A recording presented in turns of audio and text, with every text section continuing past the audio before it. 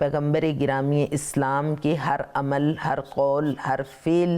اور حتیٰ کہ ان کے نیت و ارادہ کو وما ینطق عن الہوی ان هو الا وحی یوحی، جب وہ مقام نطق میں ہوں تو ان کا نطق بھی پاکیزہ ہے، اور اتنا پاکیزہ ہے کہ ان کا کلام ان کا کلام نہیں بلکہ کلام الہی ہے، ان کے لب تکلم ریز نہیں ہوتے جب تک کہ وحی الہی کا نزول نہ ہو جائے۔ جس وقت وہ وادی عمل میں آئیں تو فرماتا ہے کہ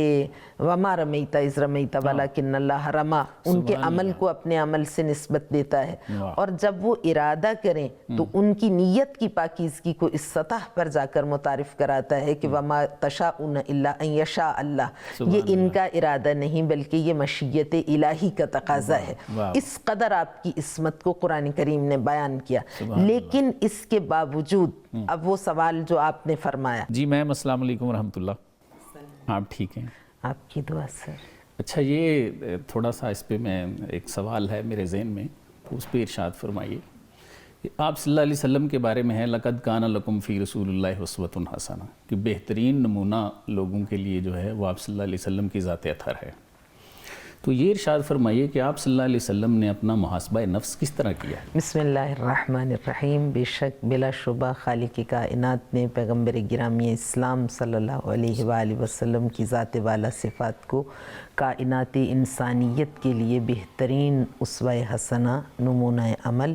اور رول ماڈل قرار دے کر بھجوایا، صفحہ ہستی پر پیش کیا۔ لَقَدْ كَانَ لَكُمْ فِي رَسُولِ اللَّهِ أُسْوَةٌ حَسَنَةٌ، آپ کی حیات طیبہ میں انسانیت کے لیے ایک ایگزیمپلری کیریکٹر ہے، آپ رول ماڈل ہیں۔ آپ کی حیات طیبہ کے تمام پہلوؤں کا جائزہ لے کر، بلکہ تفصیلی جائزہ لے کر، جیسا کہ آپ کا فرمان بھی ہے کہ ہماری زندگی کو دیکھو، اجتماعی زندگی کو دیکھو، انفرادی زندگی کو دیکھو، خانگی زندگی کو دیکھو، اور اس کی اتباع کرو، اس کی پیروی کرو، اور ہمارے فٹ سٹیپس کو فالو کرو، ہمارے نقوش قدم پر چلو۔ تو کائنات کا بہترین انسان، خیر البریہ، وجہ وجود کائنات، فخر موجودات، بہترین ہستی جو خالق کائنات نے متعارف کرائی اور انسانیت کو حکم دیا کہ ان کی پیروی کرے۔ تو جہاں تک تعلق ہے محاسبہ نفس کا، آپ کی ذات والا صفات تو عصمت کی بلند ترین منازل پر ہے، جیسا کہ ہم جانتے ہیں کہ 1,24,000 انبیاء جو خالق کائنات نے دنیا انسانیت میں بھیجوائے ہدایت بشر کے لیے، ان کو معصوم بنا کر بھیجا۔ معصوم کی ڈیفینیشن ہم جانتے ہیں، یعنی جو عصمت رکھتا ہو، یعنی گناہ و عصیان و خطا و اشتباہ سے پاک، مبرہ، مسعون، محفوظ ہو، جس سے غلطی کا امکان ہی نہ ہو، اس کو معصوم کہتے ہیں۔ جیسا کہ قرآن کریم میں خالق کائنات نے انبیاء اعظام الہی کے کردار کی پاکیزگی کو متعارف کراتے ہوئے ارشاد فرمایا کہ سلام علی المرسلین، اللہ کا سلام ہے رسولوں پر، یعنی وہ ہر طرح کی سلامتی میں ہیں، گناہ و خطا بھی اس میں شامل ہے۔ یا فرمایا کل من الصالحین، سب کے سب پاکیزہ کردار رکھتے ہیں۔ یا فرمایا انہم من عبادنا المخلصین، وہ مخلص نہیں بلکہ مخلص ہیں۔ مخلص ہونا بہت اچھی بات ہے، بلکہ بہت ہی زیادہ پسندیدہ اور قابل تحسین ہے کہ انسان خود کو خود اخلاص کے مراحل سے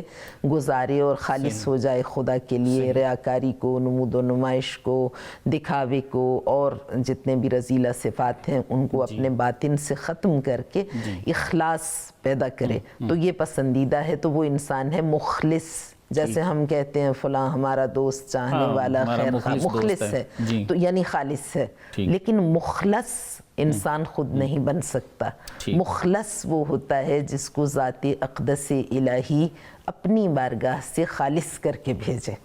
تو جس کو خدا خالص کر دے اس میں تو پھر کسی کھوٹ کا شائبہ باقی نہیں رہتا۔ تو یہ انبیاء اعظام الہی، ان کے کردار کی پاکیزگی، ان کے اخذ و وصول وحی الہی کے جو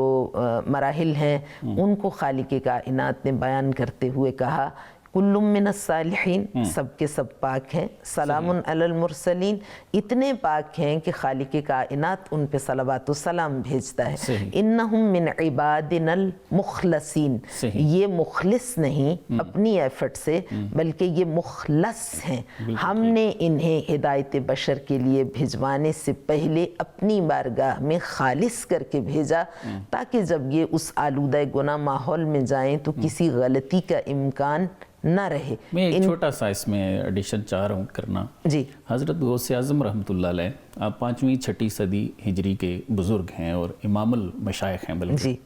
آپ نے اپنے خطبات شریف میں ایک کلام لکھا ہے، آپ فرماتے ہیں کہ انبیاء کے نفوس بھی زندہ ہوتے ہیں، جی، لیکن وہ اپنی عبادت و ریاضت جو ان کی ہے وہ اس قدر ہے کہ وہ اپنے نفوس کو جلا کے راکھ کر دیتے ہیں۔ جی ہاں، بالکل تو درست۔ اگر میں ایسے میم سمجھ لوں کہ حضور صلی اللہ علیہ وسلم نے جو اپنی عبادت ریاضت کی ہے باقی انبیاء نے کی ہے تو اس سے وہ محفوظ ہوتے ہیں، جی، کیونکہ کوئی ایسی مثال نہیں ہے کہ کسی غیر مسلم نے بھی انگلی اٹھائی ہو۔ جی ہاں، بالکل۔ جی پلیز۔ جی، میں اصل میں گفتگو کو یہیں پہ لانا چاہتی تھی لیکن آپ نے اچھا کیا مزید واضح ہو جائے ہمارے ویورز کے لیے جی پلیز۔ کہ یہاں یہ سوال بھی پیدا ہو سکتا ہے کہ پھر انبیاء کا اس میں کمال کیا ہے اگر خالق کائنات نے اپنی بارگاہ سے انہیں خالص کر کے بھیجا۔ جی، لیکن اصل میں بات یہ ہے سورہ مبارکہ یوسف میں بھی جو بیان کیا گیا ان النفس لامارۃ بالسوء۔ جی جی، پہلے تو میں یہ عرض کروں کہ 1,24,000 انبیاء کے لیے خالق کائنات نے ان کی پاکیزگی و طہارت کی سند جاری کی ان آیات کے ذریعے، اور اب جو ہمارے نبی مکرم صلی اللہ علیہ وآلہ وسلم کی ذات گرامی ہے وہ 1,01,24,000 انبیاء کے سردار ہیں، خاتم النبیین ہے۔ آپ کا کردار ان سب سے بلند ہے، وہ سبھی معصوم ہیں، تو گویا آپ فراز عصمت پر فائز ہیں، عصمت کی انتہاؤں پر فائز ہیں۔ اسی لیے خالق کائنات نے قرآن کریم میں بھی آیت تطہیر اتار کر، اور صرف آیت تطہیر نہیں بلکہ پیغمبر گرامی اسلام کے ہر عمل، ہر قول، ہر فعل اور حتیٰ کہ ان کے نیت و ارادہ کو وَمَا يَنْتِقُ عَنِ الْهَوَىٰ إِنْ هُوَ إِلَّا وَحْيٌ يُوحَىٰ، جب وہ مقام نطق میں ہوں تو ان کا نطق بھی پاکیزہ ہے، اور اتنا پاکیزہ ہے کہ ان کا کلام ان کا کلام نہیں بلکہ کلام الہی ہے، ان کے لب تکلم ریز نہیں ہوتے جب تک کہ وحی الہی کا نزول نہ ہو جائے۔ جس وقت وہ وادی عمل میں آئیں تو فرماتا ہے کہ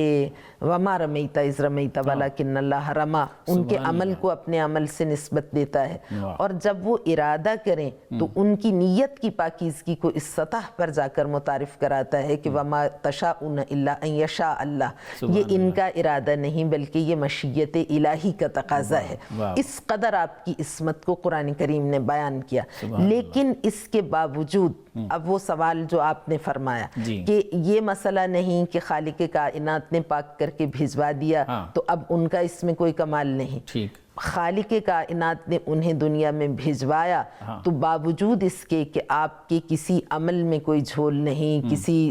فعل میں نہیں، اور اس کی گواہی مشرک، کافر، ایماندار، بے ایمان، مسلمان، نان مسلم ہر ایک دے رہا ہے، اور ان سب سے بالاتر خود ذات اقدس الہی گواہی دے رہی ہے